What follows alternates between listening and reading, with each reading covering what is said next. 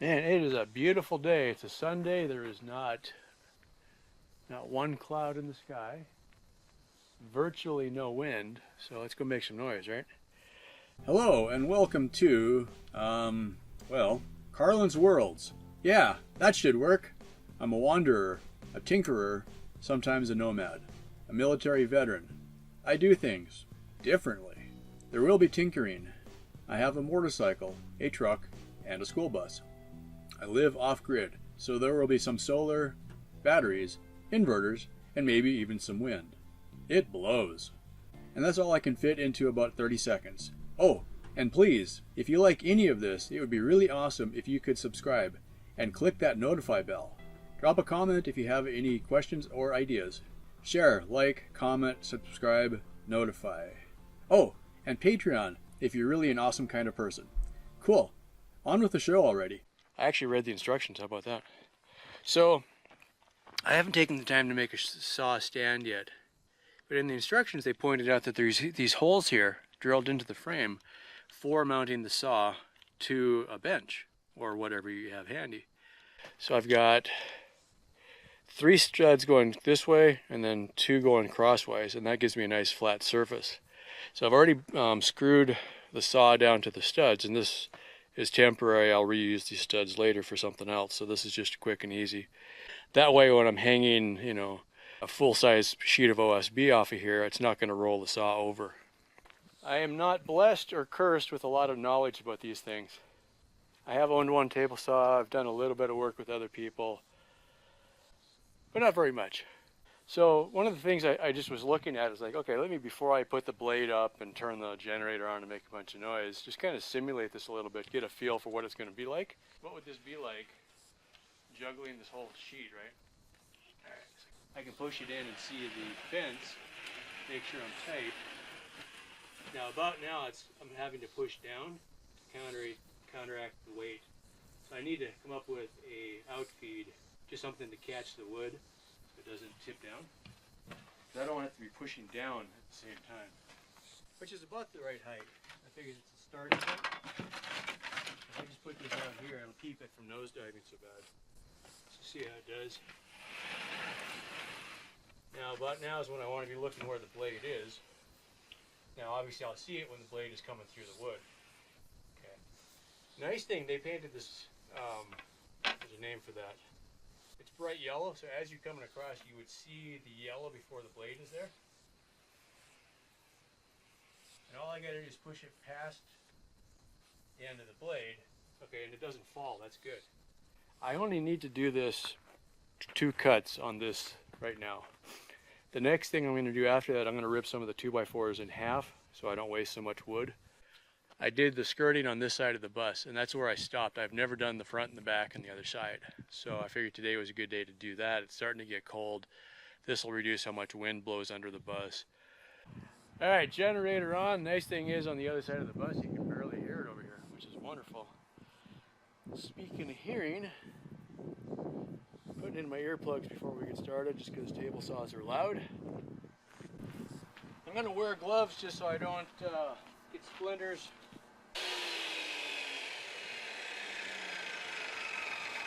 Okay, I think I know what's going on. I got to get it up higher. A smart person would use a piece of scrap first. I'm not too worried about that.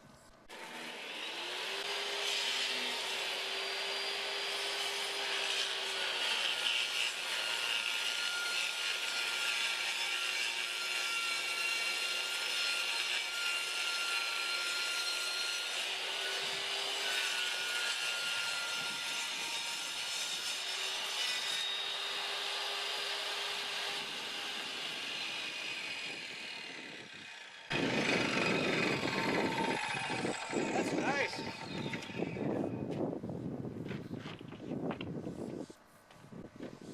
I'm going to keep the factory edge up against the fence as much as I can.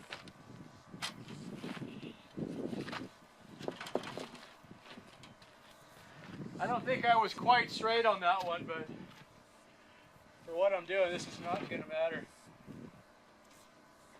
Alright, switch on.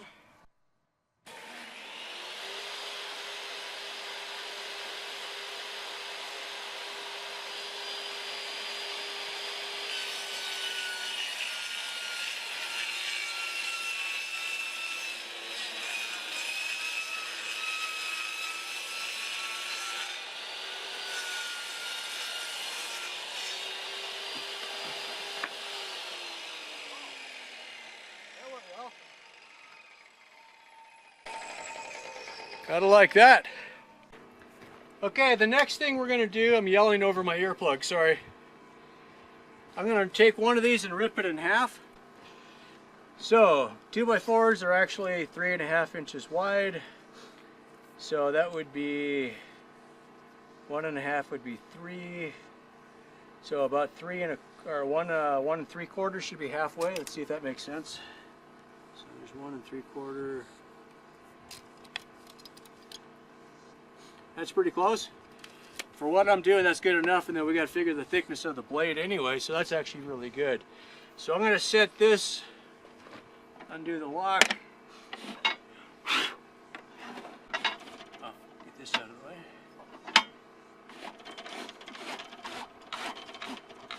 Here's 1 3/4. Lock it, and we should be good to go. Something I remember from probably a shop teacher or somebody: do your calculations, measure it, mark it, and then before you cut it, stop and look at it. Does this even make sense?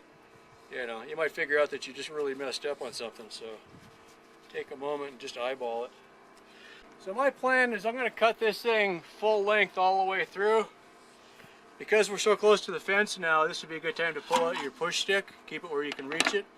You don't need it till you get right to the end, and then you're going to want to use this to push through so you don't get your fingers too close to the blade. So keep that where you can find it. It's nice that they put it right there. I already raised the blade up, so we should be okay there. That'll work.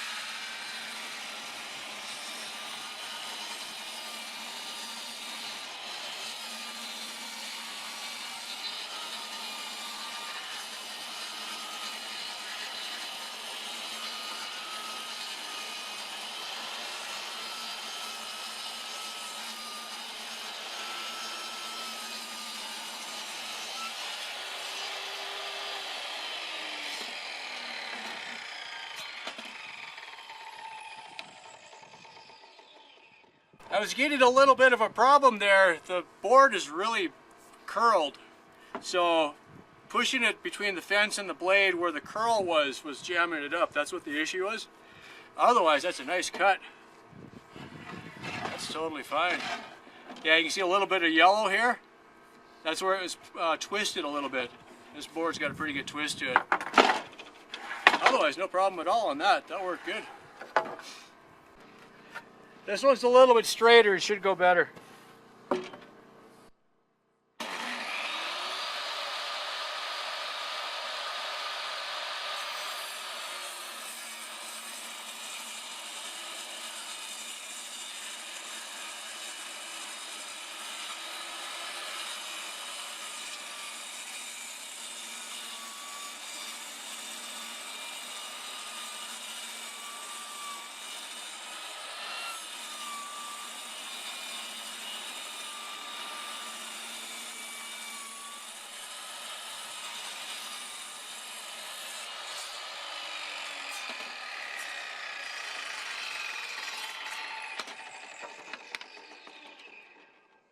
Plenty of power, no problem there. This is working well. Cuts are looking nice and clean. This is basically what we're going to be using for today. It just worked out that a 16-inch piece works really well for this. I'm loving wearing the earplugs. I almost forgot the generator was running until I walked around the corner. Generator goes off.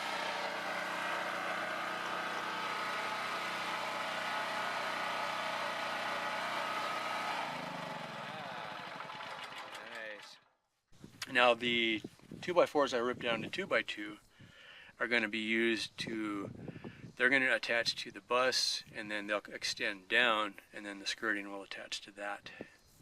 So this video is more of a continuation of the first side. First piece is in.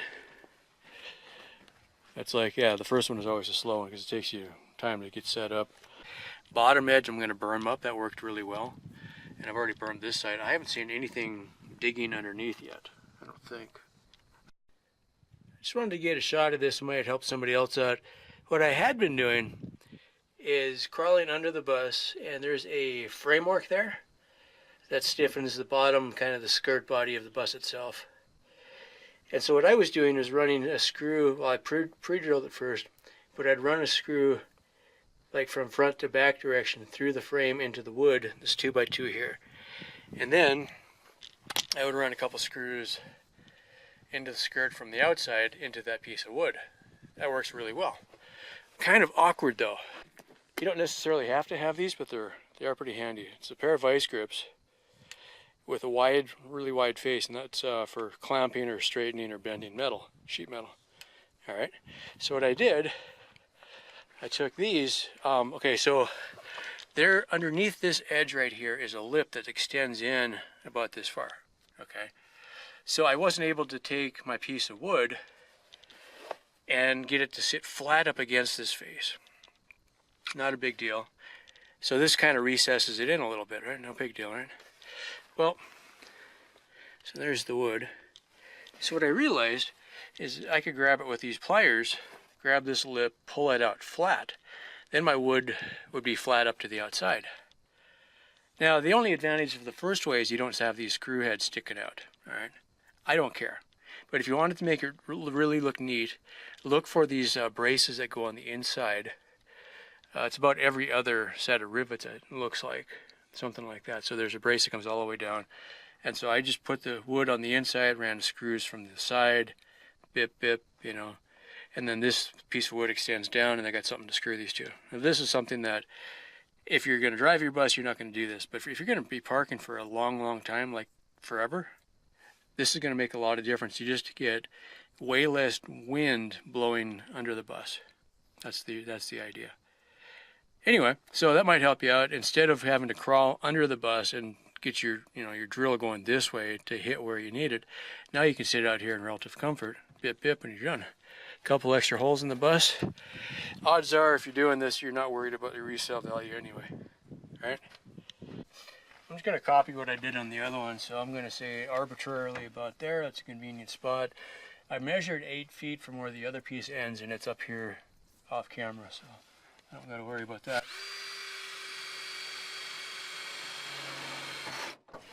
For this, I'm using my stepper bit again.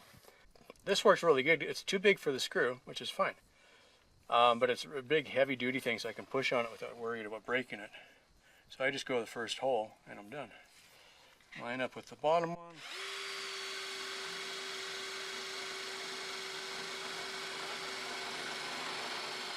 Okay, we got 2 layers. One is this brace, and then one is the skin.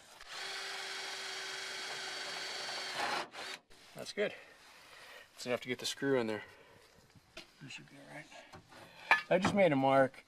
Arbitrarily, the first one I did today, I wanted to get them all sticking up the same because I made these 16 inches long. They don't reach all the way to the ground, which is fine. My OSB pieces are 16 inches, and I don't need to screw all the way down. I'm going to put 2 screws into here. So I just said, okay. I grabbed a piece of 2x4, bip. All right, so that's 3.5 inches. So just to keep it all looking the same, I just measured 3.5 on this one.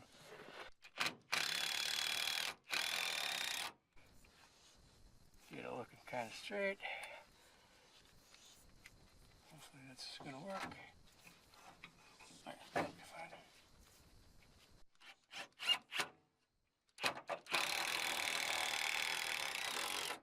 Good enough. 2 holes will keep it from moving, and that's really all you need. This stuff is plenty strong. Now, with that said, none of this bus is straight. It's been hit from like all sides, it looks like. I think driving a school bus is hostile duty. Irony is, it's a school bus. You'd think, people would not hit it. But now, what I got to do is I want to be able to pull my wires through the skirt I've got a bunch of wires going through there.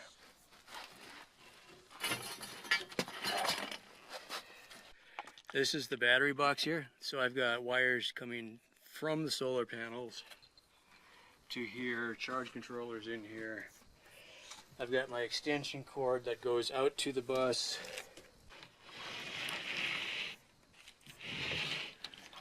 Don't want to hit the camera.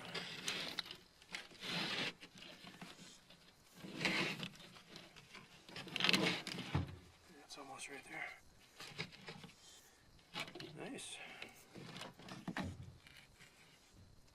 That'll work.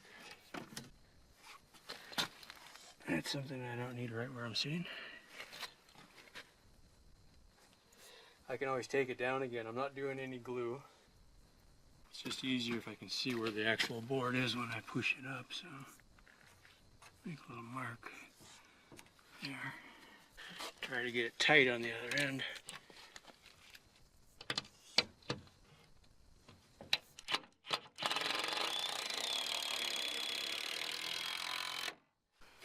Now we'll get the other end. What I've been doing, I put one screw in on the first end, then I get the second one where I want it, screw both of them down, and then I come back and finish the first one again. This is fairly good.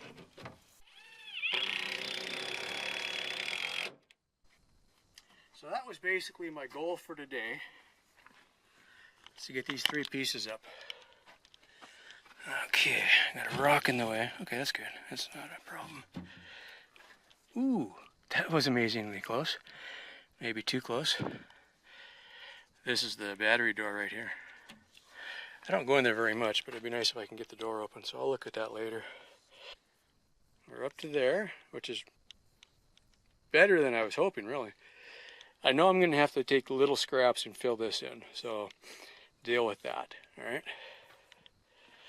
But down here, that's all the wires. One set is coming from the solar panels, and the other ones are going to the bus. So that's nice, it's all contained. There's my batteries, charge controller. In my world, that's an amazingly good seam. I'm totally okay with that. Meaning, I'm not going to change it. Fairly good seal actually all the way down the line. This came better than the other side did. So then we've got the wheel well. And this one I started at the wheel well and just went back 8 feet to wherever that ends up. The nice thing is, this part I'm really excited about actually. That's where my water pump is, and the skirting ends right there. So now I can take some time later, build an access panel to let me get into there without taking off a long piece. So I'll just have like a little 2 or 3 foot piece here that I'll do the same thing. I'll put a post coming down that it'll attach to. Now, I haven't quite decided what I want to do with the back here. I'll probably put a post down, have a straight piece come out, and just not worry about making it pretty. Do that on both sides. I found, if you don't take the time to watch the other video, the duals stick out of the body just enough where I come up with this instead. This one I use 2x4s, but now that I can rip my 2x4s down to 2x2s, that'll be fine. So what I had done, I attached the 2x to the bus first, and then I made this piece that went up to that, and that was good enough. Now I don't have enough wood left to do that. But the next step would be I could do 2x's here, down and across. However, I'm looking at, could I do like plastic here instead? So what I could do then is do 2x's down and across. Go right across underneath here, just right up as close as you can. And then take plastic and just staple it up here. And that would be good enough.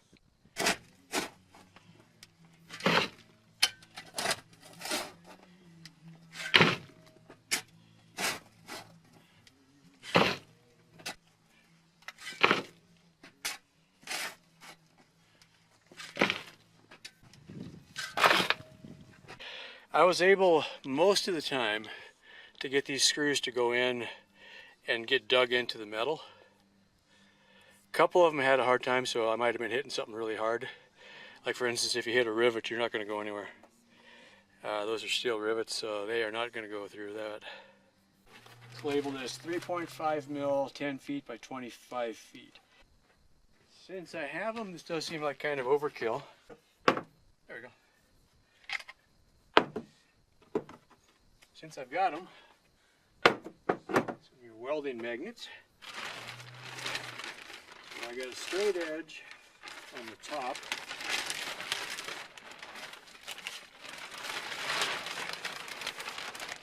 That should work.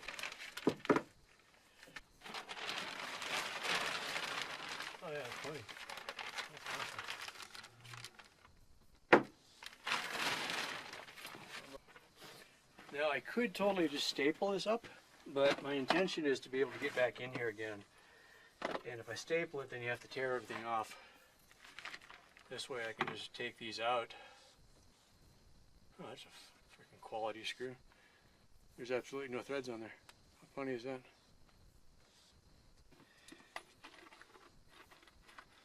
Put it back in the... Let's put it back in the container again. Idiot! Alright, that's going to be good enough for now, and then I think I'll just fold these over and then put a couple staples in it, just to keep them tight. If I can keep the slack out of this, it'll have a better chance against the wind. That's the biggest thing. I had thought about using my brad nailer on this, but I want to be able to get it off again. That's the biggest thing. That'll flutter nicely in the wind. Yeah, good enough. Get the idea. Lather, rinse, repeat. Okay, bermed, done. Work on my Zen a little bit here. Got some pretty big rocks that I had thrown down here earlier, so I'm just going to pull them out. Kind of level this area. And then I'll put my rain catching trash can underneath again.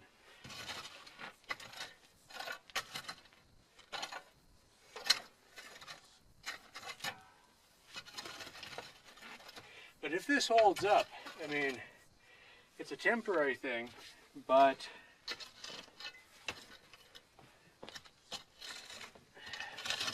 considering it was going to take half a sheet of OSB, and I've already got the plastic, it seems like a good idea. Also, I am going to have to get back in there because my cord is in there. So,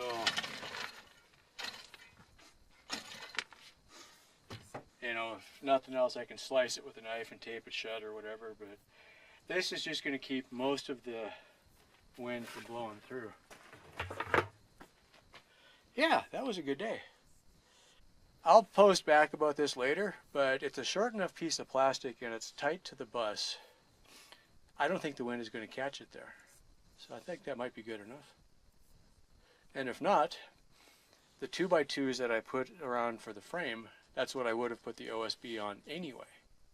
So that part's already done. I just rip off the little scabs that I put up there, the strips, put up a piece of OSB, and we're done. And then we're as good as the other side. Alright, we'll say that's it for now. Thanks for watching. Hopefully this wasn't too boring. If you see anything you like or you don't like, go ahead and leave a comment. If you're new to the channel, go ahead and hit subscribe. We're going to be doing a mix of off-grid living, school bus stuff, living in school buses, odds and ends. Also, I'm working on a science fiction story, possibly a comic strip that'll be launching here pretty soon. So if you see anything about Mars or spaceships, that's what I'm talking about. It just so happens that the school bus is about the right size that I can call it a spaceship. Now you know. Alright, thanks for watching. Stay tuned. Well, that's about it. Thank you so much for watching. Yeah, that should work. Cool. I do things differently. Oh, and please, if you like any of this, it would be really awesome if you could subscribe and click that notify bell. Drop a comment if you have any questions or ideas. Share, like, comment, subscribe, notify. Oh, and Patreon if you're really an awesome kind of person. Thank you so much for watching.